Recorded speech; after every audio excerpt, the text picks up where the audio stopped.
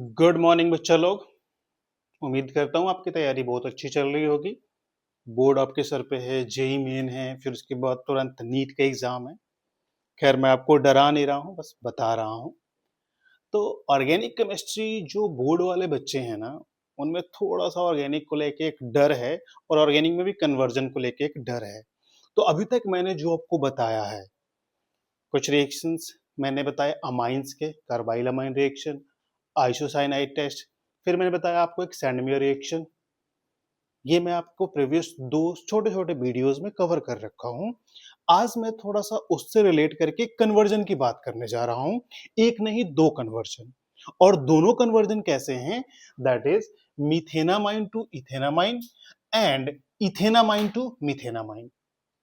Conversion दो हैं, लेकिन इसमें एटलीस्ट 5-6 रिएक्शन यूज होंगे जिसको आप बहुत आसानी से रिलेट कर सकते हैं। ठीक है बच्चा लोग। तो अगर आपने इस टॉपिक को अच्छे से कवर कर लिया तो मेरी गारंटी है कि 2 नंबर तो पक्के हैं मिनिमम। चाहे ये रिएक्शन में आए, कन्वर्जन में आए, नेम रिएक्शन में आए, गारंटी है मेरी। तो बस 2 आ गए, बाकी रह गए बोर्ड के अकॉर्डिंग 68। वो भी आ ही जाएंगे, धीरे धीरे हम सफर को बढ़ाएंगे, सारे मार्क्स को हम कवर कर लेंगे। तो ध्यान से समझिएगा इस कन्वर्जन को। हम पहले बात कर रहे हैं methanamine to ethanamine as well as ethanamine to methanamine की। ठीक है बच्चा लोग, तो देखते हैं इसको हम।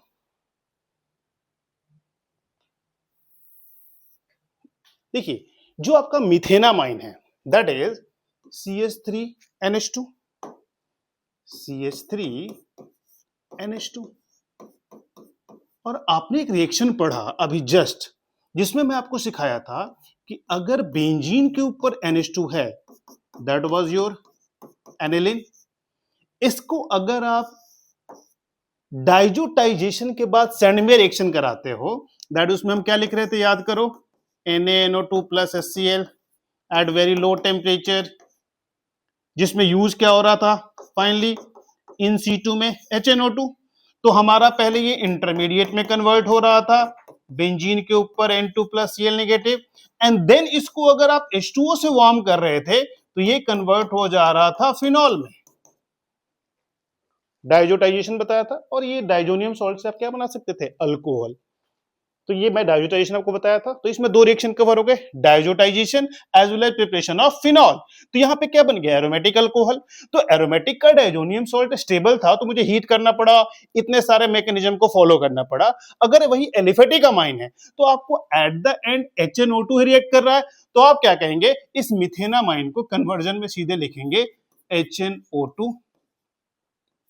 ये आपका मिथेनामाइन किसमें कन्वर्ट हो जाएगा बच्चा लोग, मीथेनॉल में।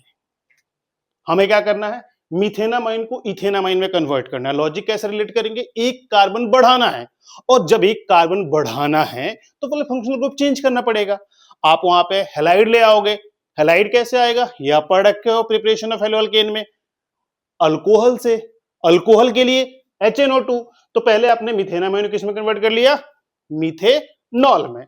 अब ये तो बच्चा लो मैंने आपको बताया कि यह रिलेट करने के लिए कि नॉर्मल एलिफेटिक अमाइन और एरोमेटिक अमाइन में क्या डिफरेंस है। तो मिथेनामाइन को आपने किसमें कन्वर्ट कर लिया, मिथेनॉल में। अब इस OH की जगह आपको क्या लाना है, कोई भी हैलोजन। बहुत सारे रिएक्शन पता है आपको, डायरेक्ट ट्रीट कर दो, PCl3, PCl5, SOCl2। आपको मैं ऑप्शन दे रहा हूं ताकि कोई ना कोई आपके दिमाग में जरूर रहे, और आप प्रेफर किसको करोगे, SOCl2 को, क्योंकि इसके जो बाई प्रोडक्ट है दोनों गैसेस है, एटमॉस्फेयर में बाहर निकल गया, आपको डायरेक्ट हैलाइड मिल गया।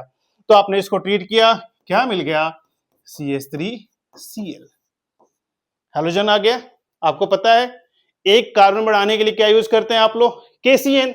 अब इसको ट्रीट कर लो किससे, प्लस KCN, क्या मिल गया आपका, CH3C triple bond N।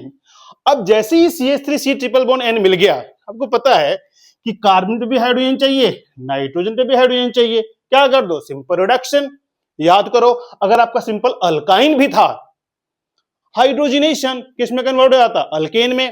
Triple bond किसमें कन्वर्ट हो जाता, सिंगल बॉन्ड में। इस CH3CN को किससे ट्रीट कर दो, plus hydrogenation in presence of कोई सा भी कैटलिस्ट ले लो, Ni, Pd, Pt। ये आपका किस में कन्वर्ट हो जाएगा बच्चा लोग? CH3 CH2 NH2। क्या मिल गया ये आपका? इथेनामाइन। कहां से स्टार्ट किया था? मीथेनामाइन से। तो आपने देखा कि इस इथेनामाइन को हमने मीथेनामाइन में कन्वर्ट कर लिया, और ये मैंने आपको क्या बताया था? एक बैकग्राउंड रिएक्शन बताया, जिसमें हमने क्या देखा था लास्ट लेक्चर में कि एरोमेटिक अमाइन को हम डाइजोनियम सॉल्ट में कैसे कन्वर्ट करते हैं, दैट बाय डाइजोटाइजेशन। और डाइजोनियम सॉल्ट को फिर हम फिनॉल में जस्ट H2O से वार्म कर दिया था। तो एरोमेटिक के लिए हमने इतना कॉम्प्लेक्स 2 स्टेप में किया। एलिफेटिक अमाइन हो, डायरेक्ट HNO से ट्रीट करेंगे, मीथेनामाइन मिथेनॉल में, OH की जगह हेलोजन SOCl2 PCl3 PCl5 कुछ भी यूज करेंगे, CH3Cl, KCN से ट्रीट करेंगे, एक कार्बन बढ़ गया CH3CN, इसका नॉर्मल रिडक्शन कर दिया, क्या मिल गया?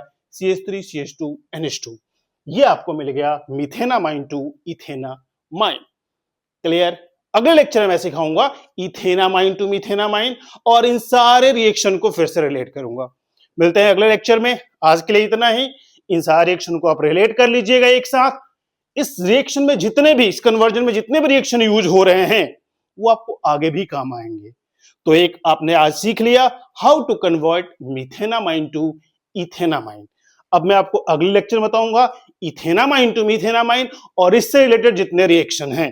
तो आपने केसीएन का यूज सीखा, आपने रिडक्शन सीखा, आपने ये सीखा कि अमाइन को हम अल्कोहल में कैसे कन्वर्ट करेंगे, और जैसे आपने अल्कोहल बना लिया तो उस OH की जगह आप हेलोजन लाना है।